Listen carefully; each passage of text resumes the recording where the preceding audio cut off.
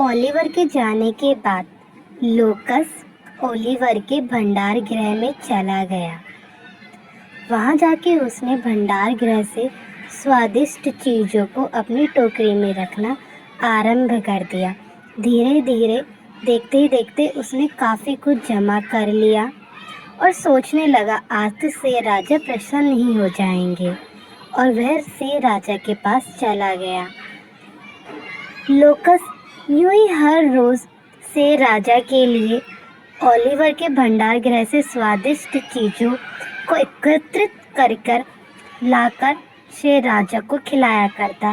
इस तरह शेर राजा उससे बहुत खुश हुआ, परंतु लंबे समय तक कुछ ना कर पाने के कारण शेर राजा बहुत अधिक कमज़ोर हो गए। एक दिन उन्हें बिस्तर ही पकड़ना पड़ गया। तोते ने धीरे धीरे पूरे जंगल में यह सूचना सबको दे दी कि राजा की तबीयत बहुत ज़्यादा खराब है। वह लंबे समय तक ना तो कुछ खा सकते हैं और ना कुछ पी सकते हैं।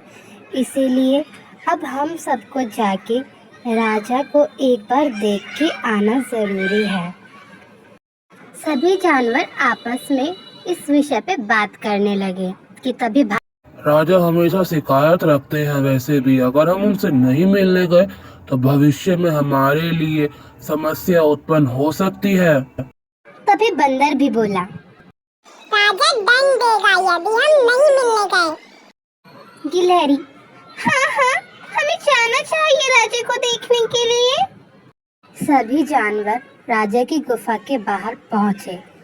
सबसे पहले भीतर जाने वाला बहादुर भालू था। वहीं दूसरी तरफ ओलिवर को इस विषय में कोई जानकारी नहीं थी और वह अपनी भोजन इकट्ठा करने के कार्य में व्यस्त था। तभी भालू बाहर आया। गिलहरी, बंदर, भेड़िया सभी चिंतित थे। भालू बोला, शेर राजा वास्तव में बहुत बीमार है। सभी एक एक करके गुफा के अंदर प्रवेश करेंगे। सभी जानवर एक एक करके भीतर गए और राजा को देखकर आए। यह सिलसिला कुछ दिनों तक यूं ही चलता रहा। कुछ समय बाद राजा थोड़ा ठीक हुआ तो वह अपनी गुफा से बाहर निकल आया। इन बीते दिनों में सभी राजा से मिलने आए, बस ओलिवर को छोड़ के। राजा, आप सब मुझसे मिलने आए उसके लिए धन्यवाद। मैं बीते दिनों में बहुत कमजोर महसूस कर रहा था। क्या किसी को पता है क्यों? तभी भेड़िया सोचता है, ओलिवर यहाँ पे नहीं है। ये बात मैं महामहिम को बताता हूँ, उससे उसे दंड भी मिल जाएगा और उसका भंडार गृह भी मुझे मिल जाएगा। हाँ, महामहिम, मैंने ओलिवर को एक भी दिन यहाँ नहीं देखा। वह आपसे मिलने नहीं आया। तभी शेर राजा गुस्से में, बात तो तुम सही कह रहे हो। मैंने भी ओलिवर को कहीं नहीं देखा।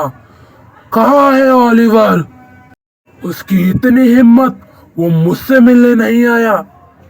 सभी जानवर ओलिवर के लिए कोई ना कोई बहाना बनाना चाहते थे और वह सभी एक दूसरे को देख रहे थे।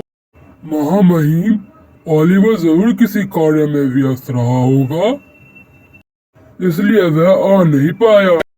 लूकस भेड़िया ने अपनी आँख घुमाई और कुछ सोचा और महामहिम, ओलिवर ने यहाँ आने की जरूरत ही नहीं समझी। उसने बोला कि राजा तो कुछ समय में मरने वाला है। शेर राजा को बहुत गुस्सा आता है और वह, बदतमीज, ओलिवर की इतनी हिम्मत, उसे मेरे सामने पेश किया जाए। तभी भालू गुस्से में, ये भेड़िया कितना चालाक है, इसने अपने सबसे अच्छे दोस्त को ही बेच डाला। ओलिवर चालाकी से आंखों को घुमाते हुए, जीभ को होठों पे फेरते हुए, अपने हाथों को रगड़ते हुए, मैं कितना चालाक हूँ। आखिर वो दिन भी आया जब ओलिवर वापस अपने घर लौटा और वह अपने भंडार गृह में गया। जब उसने देखा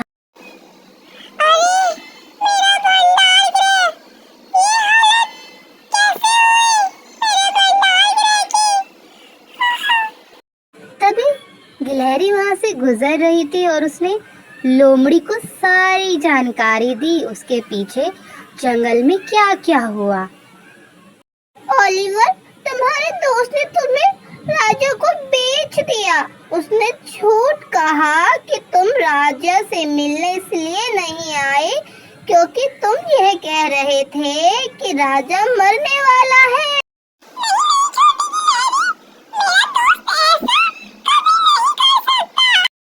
तभी जंगल के सभी जानवर आकर ओलिवर को यही बात बताने लगे। ओलिवर को यह बात माननी पड़ी और वह गुस्से में लाल पीला हो गया। तुमने सही नहीं किया मेरे साथ लुकास। अब तुम्हें इसका परिणाम भुगतना पड़ेगा। मैंने ईमानदारी से तुम्हारे साथ अपनी दोस्ती निभाई थी और तुमने, अब देखो मैं क्या करता हूँ लुकास। नजर। ओलिवर राजा की गुफा की तरफ जाता है।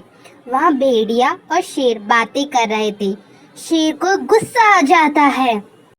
ओलिवर, तुम्हारी इतनी हिम्मत कैसे हुई कि तुम मुझे देखने